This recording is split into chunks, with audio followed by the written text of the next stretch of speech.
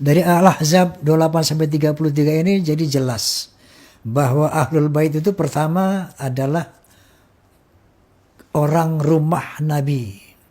Ada satu hadis mengatakan bahwa Nabi SAW menyebutkan yang namanya Ali, Fatimah, Hasan dan Husain radhiyallahu anhum ini Ahlul Baitku. Masih relate dengan Al-Ahzab bahwa Ahlul Bait itu adalah keluarga rumah, bukan keturunan. Bukan keturunan. Ada yang harus diluruskan juga, yaitu surat Asy-Syura ayat 23 yang berbunyi Qul la as'alukum alaihi ajran ilal mawaddata fil qurba, yang artinya katakannya Muhammad, aku tidak meminta imbalan atas dakwah yang aku lakukan, melainkan cinta dan kasih sayang dalam kekerabatan. Bahwa illal mawaddata fil qurba artinya adalah kecuali cinta dan kasih sayang dalam kekeluargaan, dalam kekerabatan, bukan cinta kepada keluargaku, bukan cinta kepada keluargaku. Mari kita lihat bagaimana komentar para ahli tafsir surah ke-42 Asy-Syura di ayat ke-23. At-Tafsir Al-Kabir karya Al-Imam Al-Fakhr Razi. Illa al-mawaddata fil qurba, yang dimaksud al-mawaddah fil qurba, kecintaan kepada kekerabatanku, beliau simpulkan itu ada 3. Bisa umatnya, ya, seluruh umat beliau yang mengikuti seluruh tuntunan Rasulullah SAW dengan benar. Tafsiran kedua diartikan pula dengan sahabat-sahabat Rasulullah SAW. Nah, tapi yang paling menarik ada yang ketiga, dan ini menempati level yang tertinggi, yaitu langsung keluarga besar keturunan Rasulullah SAW. Baik, ya, semua tersambung dari Al-Hasan ataupun Al-Husain ridwanullahu alaihima, yang keduanya tentunya tersambung kepada Sayyidah Fatimah Az-Zahra, ya, putri Rasulullah SAW, istri dari sahabat mulia Ali bin Abi Thalib karamahullahu wajhah. Pemilik tafsir Al-Kasyaf Az-Zamakhsyari menyampaikan satu riwayat, annahu lamma nazalat hadhil ayah, tatkala turunnya ayat ini, illal mawaddata fil qurba, kemudian kila, dikatakan kepada Rasulullah SAW, ya Rasulullah, wa ya Rasulullah, man qarabatuka haula'il ladzina wajabat alaina mawaddatuhum. Ditanyakan kepada Rasulullah ketika ayat ini turun, ya Rasulullah, siapakah yang dimaksud kerabatmu itu yang wajib bagi kami ini menyayangi mereka, mencintai mereka? Maka apa jawab Nabi? Faqala Ali wa Fatimah wabnahuma, fathabata anna haula'il arba'ah aqarib an-nabi sallallahu alaihi wasallam, adalah Ali, Fatimah,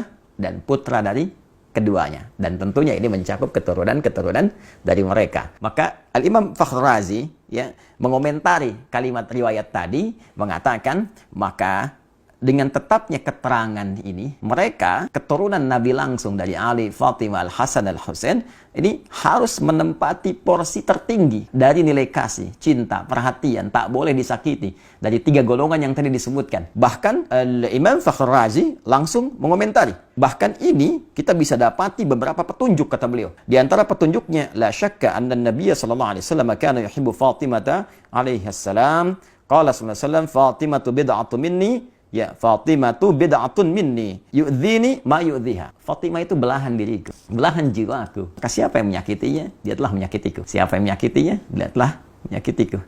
Dan bukankah keturunan dari Fatimah Az-Zahra belahan dari jiwa beliau juga? Bukankah Al-Hasan putra beliau, Al-Husain putra beliau, tentu itu belahan jiwanya. Dan keturunan dari Al-Hasan, keturunan dari Al-Husain, para sayyid, syarif, yang mendapatkan cinta, yang dicintai, itu keturunan langsung yang terurut nasabnya kepada Sayyidah Fatimah Az-Zahra. Dan ketika menjadi belahan jiwa Sayyidah Fatimah, maka menjadi belahan jiwa Rasulullah SAW. Karena itulah saking tingginya derajat mencintai keluarga besar ini pada level yang pertama, sampai dijadikan doa dalam tasyahud. Allahumma salli ala Muhammad wa ala ali Muhammad. Ada juga penguat di tafsir Ibnu Katsir. Ini dalil dari Ibnu Katsir yang menguatkan bukan hanya Fatimah, radhiyallahu taala anha, Ali bin Abi Thalib, dan putra keduanya itu Al-Hasan dan Al-Husain. Tidak dicukupkan mawaddah al-qurba fil qurba pada keempatnya. Nah, di antara buktinya apa yang disampaikan oleh Imam Ibnu Katsir dalam tafsirnya, Tafsir Al-Qur'anil Azim. Ia berkata, "Lamma ji'a bi Ali ibn al-Husain asyara." Tatkala Ali bin Husain ditawan, maka kemudian dia dibawa ke gerbang kota Dimashq. Berdirilah seorang laki-laki dari masyarakat Syam. Faqala, dia berkata, "Alhamdulillahilladzi qatalakum wasta'salakum wa qata'a qarnil fitnah." Segala puji bagi Allah Subhanahu wa taala yang telah menghancurkan kalian dan memutus fitnah di zamanku ini. Nah, jadi dia merasa bahwa dengan ditawannya keluarga besar Nabi, termasuk di dalamnya Ali ibn Husain radhiyallahu taala anhu, dia menyimpulkan, nah ini sumber fitnah nih. Dia menyakiti, ya menuduh bahwa ini bagian dari keluarga Nabi, keturunan Nabi ini fitnah pada saat itu yang menyebabkan banyak persoalan-persoalan, banyak kericuhan-kericuhan, banyak kesemrawutan-kesemrawutan, banyak pertikaian-pertikaian. Maka dia menyimpulkan ini dengan ditangkapnya, ditawannya orang ini, keturunan Nabi SAW dengan kalimat yang tak pantas tadi. Ya, saya nggak berani menerjemahkan dengan yang lebih kasar, ya, yang sesuai dengan apa yang dia katakan tadi. Saya mungkin katakan yang telah menangkap dia, ya. Kemudian dan menghilangkan fitnah di zamanku ini.